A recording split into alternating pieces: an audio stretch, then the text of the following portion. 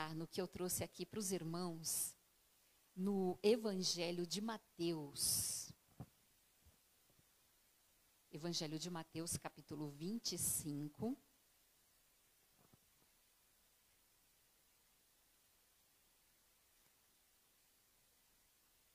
Evangelho de Mateus, capítulo 25. Esse aqui, a maioria de nós já conhecemos, né? Aqui é uma série de parábolas no capítulo. E vem falando da parábola das 10 virgens. Então, nós vamos meditar um pouco nesta parábola, o que Deus tem nos ensinar com esta parábola. Então, muitas coisas, muitas lições a gente vai tirar aqui, que nós vamos se aprofundar um pouquinho sobre esta parábola.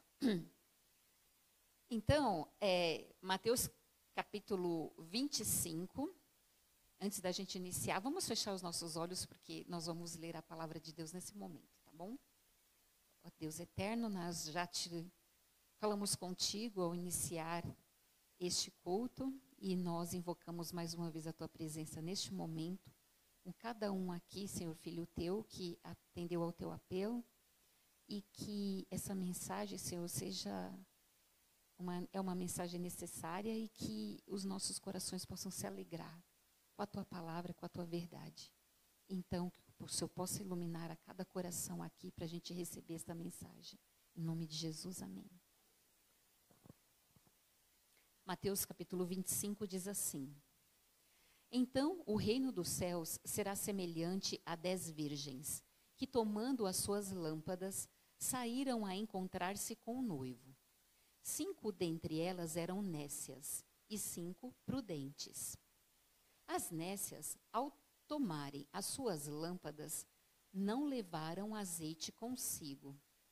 No entanto, as prudentes, além das lâmpadas, levaram azeite nas vasilhas. E tardando o noivo, foram todas tomadas de sono e adormeceram. Mas à meia-noite ouviu-se um grito: Eis o noivo, saí ao seu encontro. Então se levantaram todas aquelas virgens e prepararam as suas lâmpadas. E as nécias disseram às prudentes: Dai-nos do vosso azeite, porque as nossas lâmpadas estão se apagando. Mas as prudentes responderam: Não, para que não nos falte a nós e a vós outras. Ide antes aos que o vendem e comprai-o. E saindo elas para comprar, chegou o noivo. E as que estavam apercebidas entraram com ele para as bodas, e fechou-se a porta. Mais tarde, chegaram as virgens nécias, clamando: Senhor, Senhor, abre-nos a porta. Mas ele respondeu: Em verdade vos digo que não vos conheço. Vigiai, pois, porque não sabeis o dia nem a hora.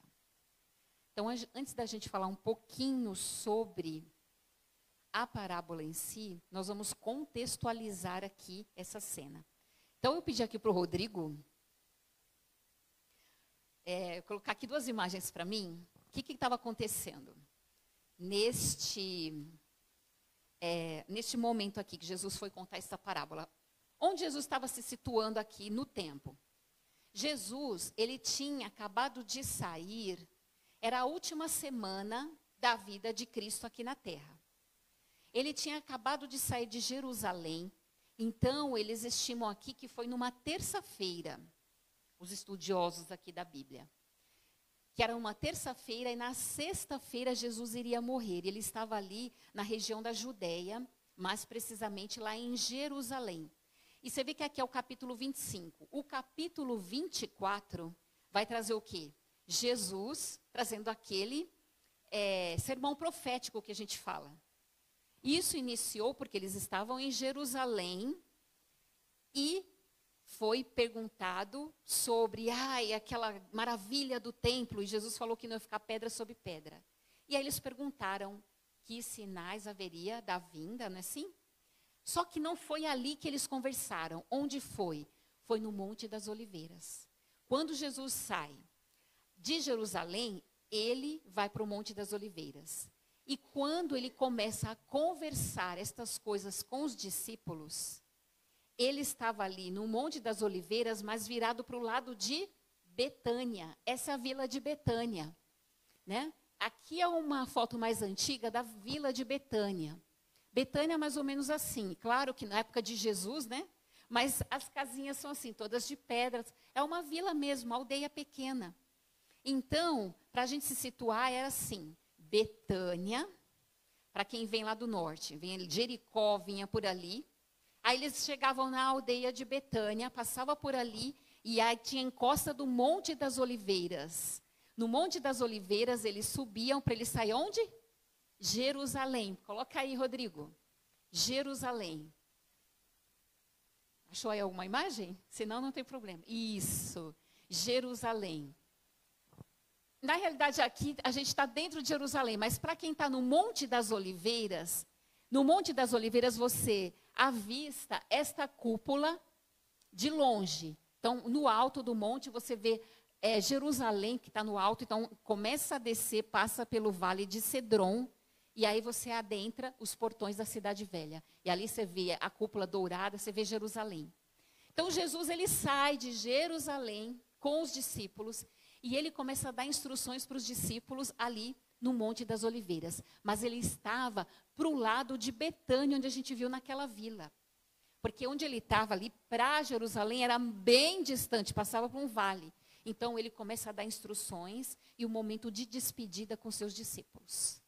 Ali um momento onde ele estava mais ali próximo deles, né? Dando as últimas recomendações, se despedindo, porque logo, logo Jesus ia ser entregue. E nisso, Jesus conversando com eles, cai a noite. E eles no monte.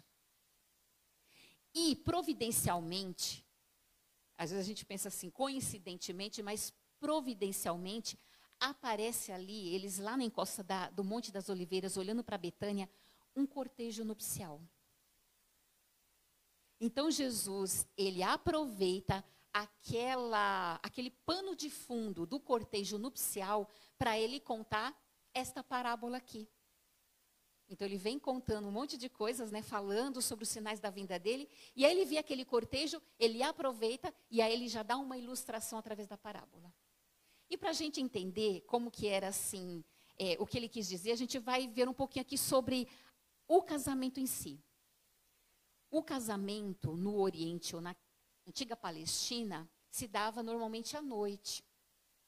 Então, o noivo, na realidade, ele escolhia a pretendente, era ele ou o pai dele.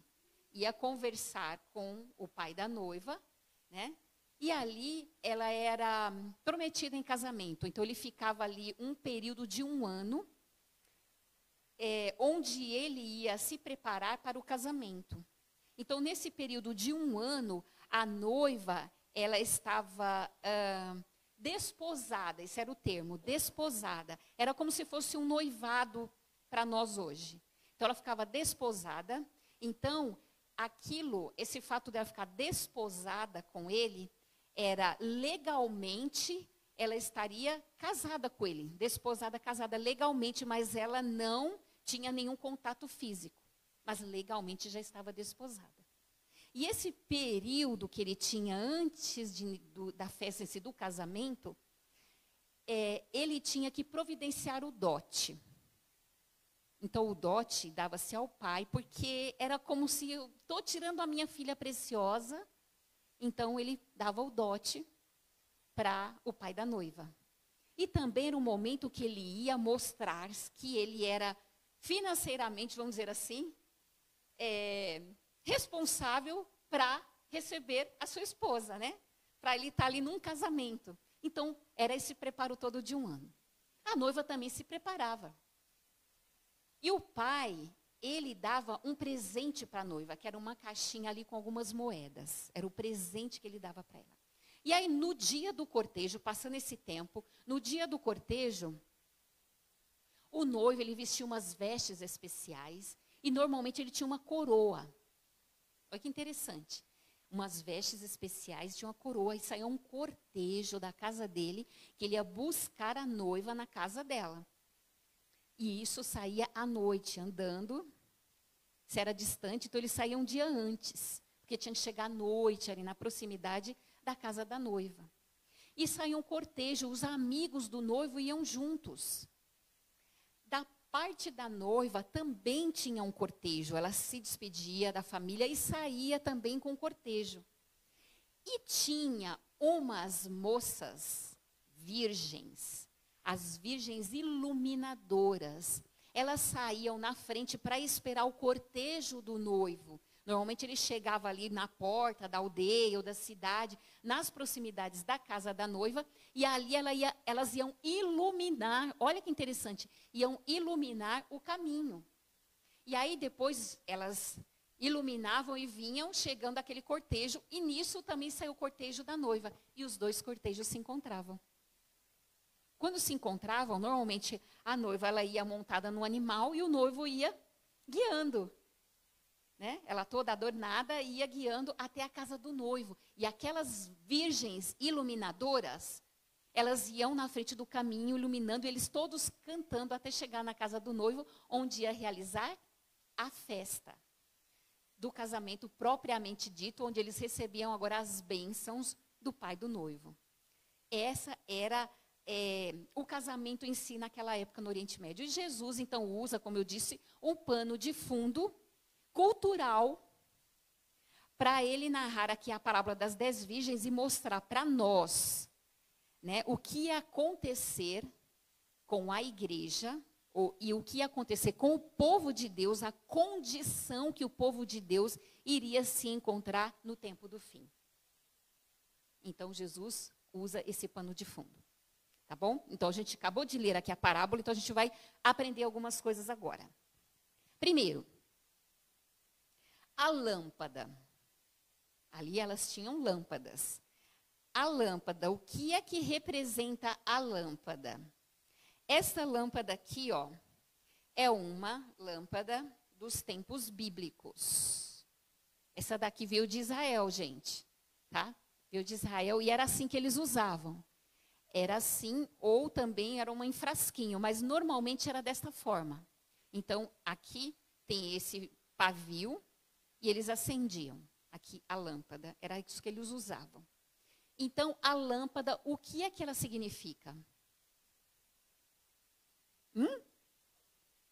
Lâmpada para os meus pés é a tua palavra e luz para os meus caminhos. A lâmpada, a palavra de Deus. O azeite, o que representa o azeite? O Espírito Santo, né? A gente tira lá de uma alusão uma profecia lá de Zacarias, vai falar sobre o azeite que derrama lá dentro do santuário. Então a gente tira a alusão aqui do azeite como sendo o Espírito Santo. O noivo, essa é fácil, né? Quem é o noivo? Jesus Cristo. E a noiva? A noiva é a igreja? A noiva é a igreja e as virgens? Oi?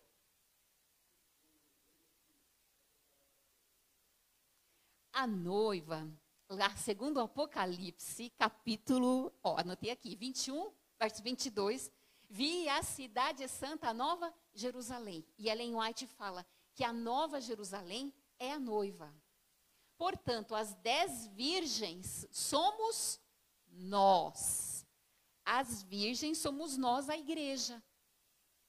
Então, agora, a gente sabendo tudo isso, vamos entender esta cerimônia. Essa cerimônia, tempos atrás, né, essa cerimônia era uma cerimônia que aconteceu lá no céu. Como?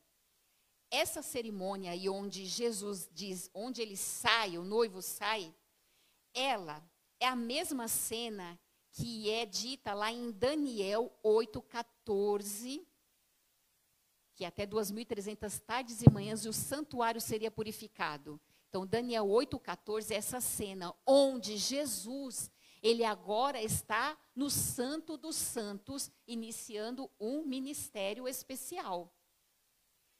Mas também ainda, em Daniel 7,13, quando aqui vai falar que o ancião, né, o filho do homem vem até o ancião de dias, ele vem ao encontro dele para o juízo. E também nós podemos entender isso.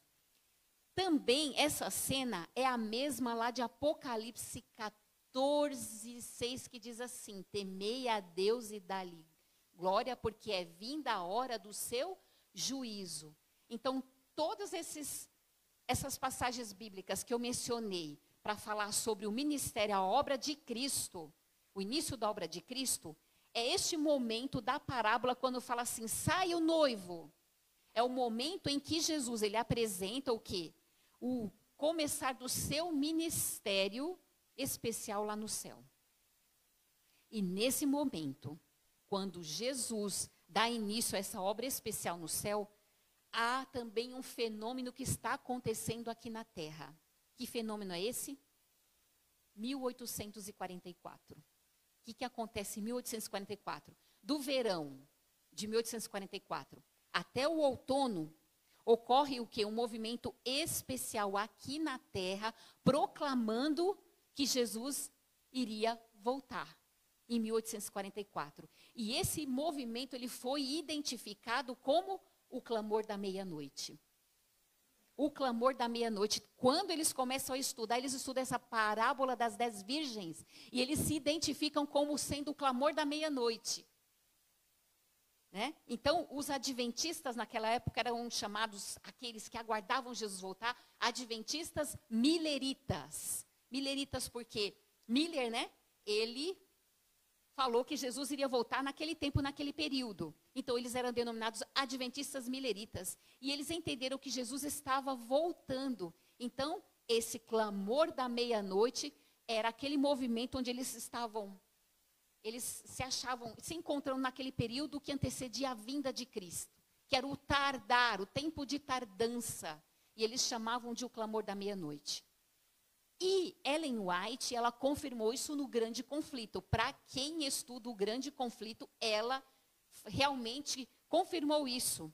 Né? Na página 426 da edição eletrônica, ela fala assim, que este momento corresponde ao evento. Aí vem o esposo. Ela fala que é o clamor da meia-noite, quando Jesus entra no santuário celestial. Pois bem, então as virgens, elas eram denominadas, ou elas professavam ter uma fé pura. Elas professavam ter uma fé pura. E o povo, aquele tempo, o povo de Deus, aqueles que estavam aguardando Jesus voltar, eles se consideravam como as virgens, professando ter uma fé pura. Acontece que na parábola, as virgens, elas eram divididas em 2 grupos. As nécias, né? E as prudentes. E assim também eles se autodenominavam dessa forma. O primeiro grupo era aqueles que perseveraram mesmo depois do desapontamento, mesmo sabendo que Jesus realmente não veio. Então, um primeiro grupo, eles perseveraram esperando Jesus voltar. Mas o segundo grupo não perseverou. Pelo contrário, eles não tiveram azeite suficiente e muitos desistiram no meio do caminho. Pois bem, isso foi no passado, onde a gente chamou isso de clamor da meia-noite. Agora, no atual presente, nós estamos vivendo um outro momento muito especial. Que momento é esse? Nós estamos vivendo o alto clamor. É neste momento que nós precisamos, então, ter o azeite. Não somente nas nossas lamparinas. Então, esse momento do alto clamor, a gente precisa não ter só o azeite que está aqui dentro da lamparina, como também a gente precisa ter um azeite extra. Eu trouxe aqui para representar as almotolias, que eram as vasilhas que as virgens levavam consigo, como sendo esse frasquinho, como sendo a almotolia ou a vasilha que elas levavam com o azeite extra. Então, o momento que a gente está vivendo, a gente precisa ter o azeite tanto daqui, como o azeite extra aqui. Isso quer dizer o seguinte, porque a gente precisa de um azeite reserva para a gente se preparar com o que vai acontecer, ocorrer com o mundo. Num breve futuro. Eu digo breve porque está muito breve. Então, mais do que nunca, é necessário a gente ter esse azeite reserva em nós. Então, o azeite das nossas lâmpadas, o que significa ele? A gente pode dizer que é o batismo diário do Espírito Santo. Esse azeite da lâmpada tem que ser consumido diariamente. Diariamente a gente precisa do batismo do Espírito Santo. Para quê? Para que a gente possa ser pessoas mais fortes, para a gente ser mais consagrados, famílias consagradas, a gente ter ser uma igreja mais poderosa. Então, isso é um viver diário na nossa vida. O azeite aqui da lamparina. Mas, a gente também precisa o quê? Como a gente está no momento escatológico da igreja, a gente precisa de algo mais.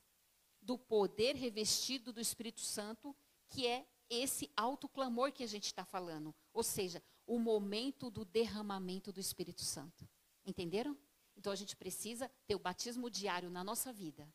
Mas a gente também precisa buscar aquela ação poderosa do Espírito Santo, que é chamada, que a gente dá o nome de chuva serôdia. Esse é o alto clamor que a gente vai estar vivendo nesse presente momento, na atualidade. Para quê? Para que a gente possa pregar a mensagem poderosa do terceiro anjo. Queridos, o terceiro anjo, lá das mensagens de Apocalipse 14, o terceiro anjo que fala, né, sobre a besta. Então, a gente vai ter que proclamar isso daí, porque vai vir de encontro ao que vai acontecer no mundo, uma lei que vai ser imposta. A gente precisa proclamar esse alto clamor. Então, mais do que nunca a chuva serôdia. Então, esse é o momento que a gente está vivendo agora. Agora, as 10 virgens. Quem são as 10 virgens? Nós mencionamos aqui, que é a igreja. Né? Chegamos a um acordo que é a igreja. Agora, então, vamos raciocinar. Se nós somos a igreja, então nós somos as 10 virgens, certo? Somos a igreja, somos as 10 virgens. Agora, uma questão aqui muito interessante. Quando Jesus contou essa parábola, ele falou que eram 10. Então, 10 é o todo. Ok? 10 é o todo. Se 10 é o todo, e nós somos a igreja, metade, vamos dizer assim, segundo a parábola, metade está dormindo e metade está acordada. Então, metade são sábias e metade do povo de Deus da igreja são nécios ou loucos. Entenderam? Se isso, então, se aplica a nós, o que a gente vai pensar assim? Que uma parte está pronta e a outra está negligenciando o poder do Espírito Santo. Isso é muito sério. Está negligenciando. Ou seja, ou negligenciando ou não está buscando o azeite suficiente. E essa experiência é individual. Essa é a experiência de cada um. E Ellen White, ela diz assim, que é para a igreja que vive justamente no momento que antecede a vinda de Cristo. É nós. Esse momento que a gente está vivendo da parábola. A igreja que está vivendo nos últimos dias que antecede a vinda de Cristo. E aqui ela diz assim, livro Parábolas de Jesus. Ela vai comentar sobre a parábola das 10 virgens. Na parábola, todas as 10 virgens saíram ao encontro do esposo.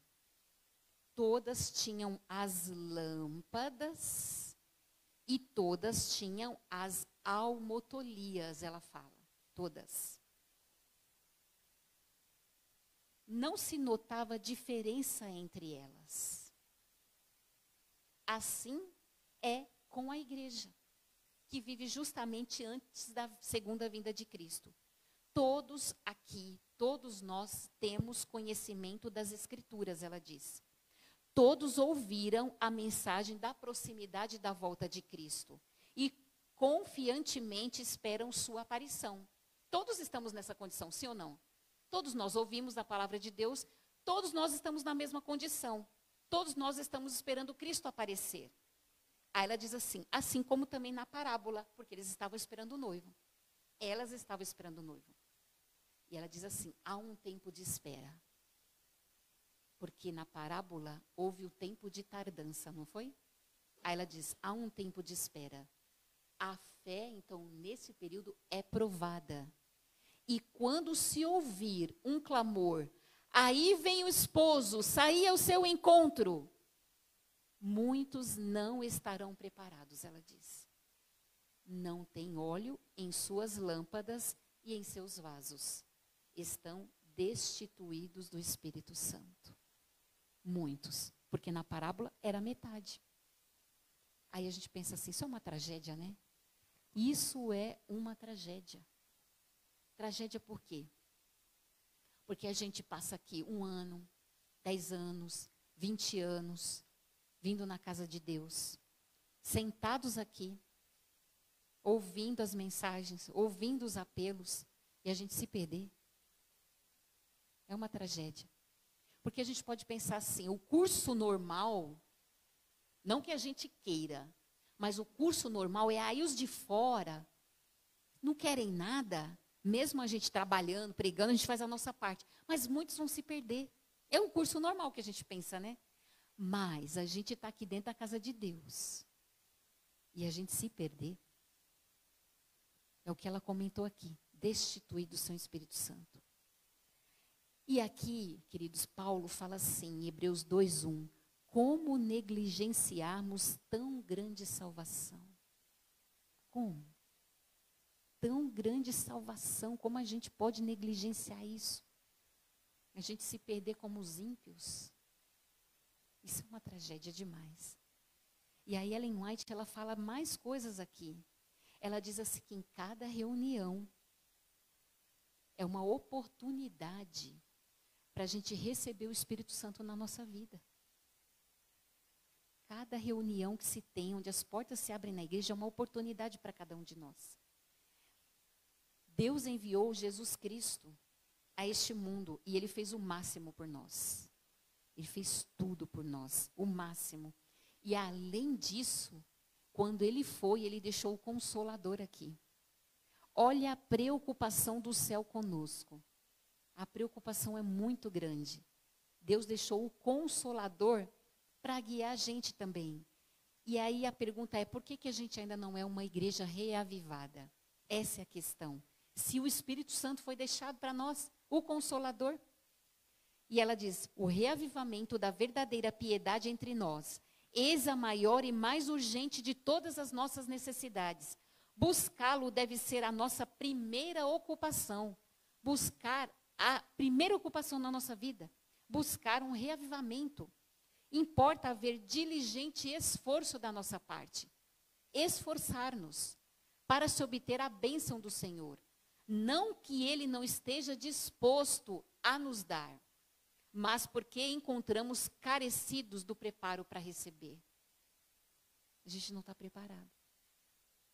Cumpre-nos, porém, mediante confissão, humilhação, arrependimento e fervorosa oração, cumprir as condições estipuladas por Deus e sua promessa para conceder-nos as suas bênçãos. Só podemos esperar o reavivamento em resposta à oração. A gente confessar, se arrepender e a gente buscar em oração o Espírito Santo, o poder na nossa vida, queridos. É assim que a gente vai ter um verdadeiro reavivamento, uma verdadeira reforma na nossa vida. Continuando aqui, quando diz, aí vem o esposo, as virgens, elas se levantam. E elas vão preparar o quê? As lâmpadas, não é assim? Elas ficam atordoadas, acordadas, elas vão preparar a lâmpada. E como a gente diz, a lâmpada, palavra de Deus, não foi que a gente falou? A lâmpada é a palavra de Deus. E a lâmpada contém o quê? Aqui, que coloca o azeite. Então, trazendo para nós o que a gente pode entender. Significa que a gente tem que examinar a palavra de Deus e também, concomitante, o Espírito Santo sendo buscado. As duas coisas juntas. Estudo da palavra, buscar o Espírito Santo. Assim como fez aquelas virgens sábias, né? Então, Deus, o que Ele quer? Trabalhar aqui conosco, como eu já falei, o reavivamento. Lá em 2 Reis, capítulo 4, tem uma história que é bem conhecida de nós. Eu não vou ler aqui, mas eu vou contar para vocês. 2 Reis, capítulo 4. Uma mulher, ela chega no profeta Eliseu. E ela vai falar para o profeta, ela vai pedir ajuda. E ela diz assim que o marido dela morreu e deixou uma dívida.